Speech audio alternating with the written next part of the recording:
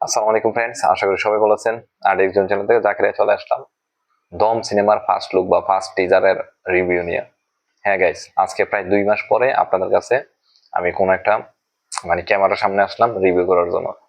আজকে রিলিজ করেছে SBF, alpha I এবং চরকি এবং রেদন রনি পরিচালিত দম সিনেমার টিজার। আপনারা সবাই জানেন যে রেদন রনি মূলত গল্পভিত্তিক সিনেমা করে, আর দম সিনেমাটা মূলত 55 সেকেন্ডের একটা ফার্স্ট লুক তারা বলছে, বা টিজারও বলতে পারেন, যেহেতু সিনেমা রিলিজের মাত্র 12 থেকে 13 দিন রয়েছে, আর তো কোনো টিজার লঞ্চ হবে না বা ট্রেলার কোনো লঞ্চ হয় না। এটাই আমরা টিজার হিসেবে দেখতে পারি। আমার কাছে সিনেমার টিজারটা দুর্দান্ত লেভেলের লাগছে। 1 মিনিটে আপনাকে পুরো 2.5 ঘন্টা থেকে 3 ঘন্টা সিনেমার জন্য এই 1 মিনিটের যে টিজারটা জাস্ট অসম লেভেলের করছে। আর সর্বপ্রথম আমি বলতে চাই, এই একটা সিনেমার মধ্যে প্রথমবারের মতো রেদন রনি, আফরান নিশু এবং আমাদের মোস্ট মোস্ট হাইপ তোলার মতন একজন অ্যাক্টর, যে বাংলাদেশকে অনেক মানে সিনেমার কে বিভিন্ন দেশের মধ্যে ছড়াই দিতে পারছে, সেটা হচ্ছে আমাদের চঞ্চল চৌধুরী।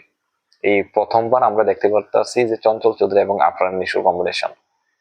এই সিনেমার মধ্যে চঞ্চল চৌধুরী যখন আসে তখনই এই সিনেমার হাইপটা দ্বিগুণ তিনগুণ হয়ে যায়। এই সিনেমার ভালো লাগছে আমার হলো এই সিনেমার ব্যাকগ্রাউন্ড মিউজিক, এই সিনেমার লোকেশন গুলো দুর্দান্ত লেভেল করছে। কেউ বলতে পারবেন না যে এই সিনেমাটা বাংলা সিনেমা। সবাই যদি সিনেমার টিজারটা দেখেন, দেখার পর বলতে পারবেন যে এটা 100% যে কলকাতার কোনো সিনেমা।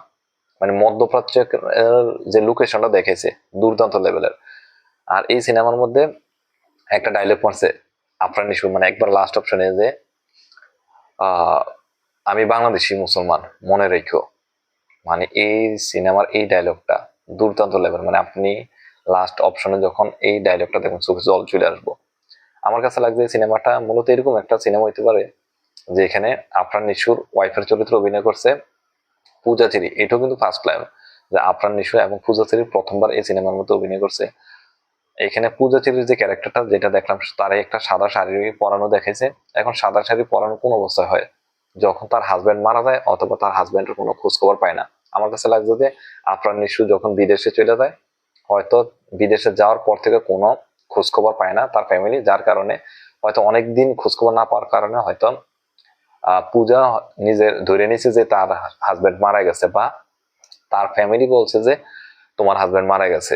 কিন্তু এখানে একটা জিনিস হয়েছে কি, পূজা চেরির মধ্যে ওই জিনিসটা দেখলাম যে সে তার হাজবেন্ডকে খোঁজার জন্য অস্থির হয়ে রয়েছে। সে তার হাজবেন্ডকে খোঁজার জন্য যে বিভিন্ন জায়গা যাইতেছে, এই জিনিসটাই টিজারের মধ্যে প্রকাশ পাইছে। তার পূজা চেরির মধ্যে ওই বিলিভটা আছে বা ওই আত্মবিশ্বাসটা আছে যে তার হাজবেন্ড বাইচে আছে এখনো।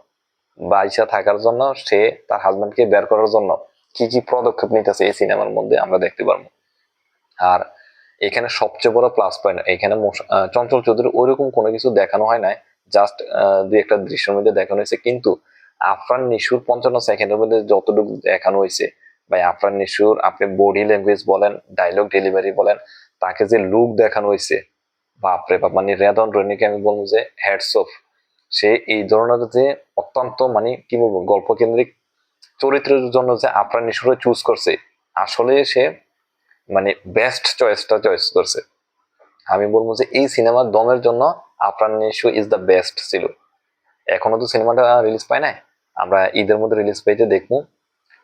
আমি এতটুকু বলতে পারবো যে যারা বলতেছেন যে প্রিন্স সিনেমা দেখবেন শাকিব খানের মেগাস্টার, এটা তো স্বাভাবিক। এক নাম্বার সবাই প্রথম চয়েসে থাকবো মেগাস্টার শাকিব খান, প্লাস আমার নিজেরও ফার্স্ট চয়েস থাকবো প্রিন্স সিনেমা দেখার। কিন্তু সেকেন্ড অপশনের মধ্যে 100% আমি বলবো যে দম সিনেমাটা রাখার জন্য।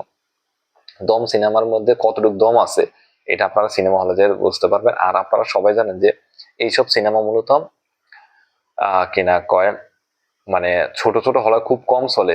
এইসব সিনেমা মূলত মাল্টিপ্লেক্সে চলে, সিনেপ্লেক্সে চলে। আর সিনেপ্লেক্সে দম লাগানোর মতন সিনেমা দম, এটা আমি বলবো যে লং রানিং এ একটা জিনিস মনে রাখবেন, রং রানিং এর মধ্যে দম সিনেমা দম থেকে দেবো। ইউটিউবের মধ্যে আছে 55 সেকেন্ডের এই টিজারটা, আপনারা সবাই দেখুন, দেখে আইসা আমার কমেন্টসে জানা যে আপনাদের কাছে কেমন লাগছে। আমার কাছে দুর্দান্ত লেভেলের লাগছে।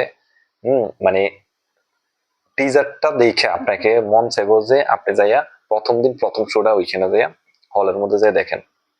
আমি আশা করবো যে সিনেমাটা বেশি সংখ্যক হলের মধ্যে রিলিজ পাক, যেন সবাই দেখতে পারে।